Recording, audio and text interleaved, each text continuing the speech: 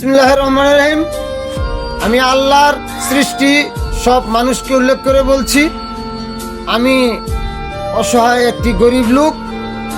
সেই ধলাপাড়া কেঞ্জুর নাম হলো TMS, সেখান থেকে আমি 20,000 টাকা উত্তোলন করেছিলাম। উত্তোলন করার পর আমার কোনো কিস্তি বাকি ফেলাই নাই।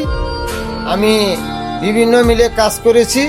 কাজ করার আগে আমি মালিকদের সাথে যোগাযোগ করে নিয়েছি যে আমার কিস্তি আছে, যদি আপনারা প্রতি সাপ্তাহিক টাকা দিতে পারেন তাহলে আমি কাজ করব।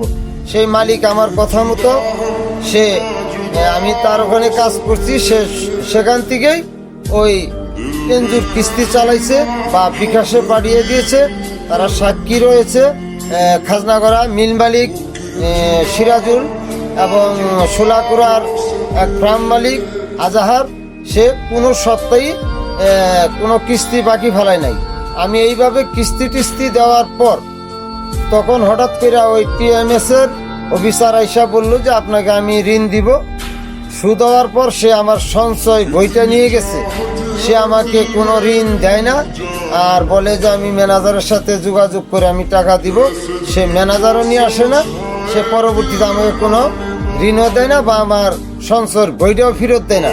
সেই জন্য আমি এই সর্বস্তরের এই আল্লাহর সৃষ্টি মানুষকে উল্লেখ করে বলছি যে যদি আমার কোনো অপরাধ হয়ে থাকে আমাকে বিচার করবেন। আর যে আমাকে আশ্বাস দিয়ে আমার সঞ্চয় সহ বইটা নিয়ে গেছে, টাকাও দেয় না, বইও ফেরত দেয় না, এটার জন্য বিচার আমি এই আপনাদের কাছে দিলাম।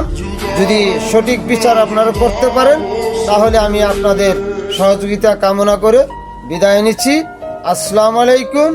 শফিকুল ইসলাম পিতা বীর মুক্তিযোদ্ধা, পিতা আবুল কাশেম মিয়া, 3 নং ওয়ার্ড খাজনাগড়া, 13 নং লক্ষিন্দর ইউনিয়ন, কুষ্টিয়াছড়া থানা উপজেলা ঘাটাইল। আল্লাহ হাফেজ, আপনাদের অপেক্ষায় রইলাম। আসসালামু আলাইকুম।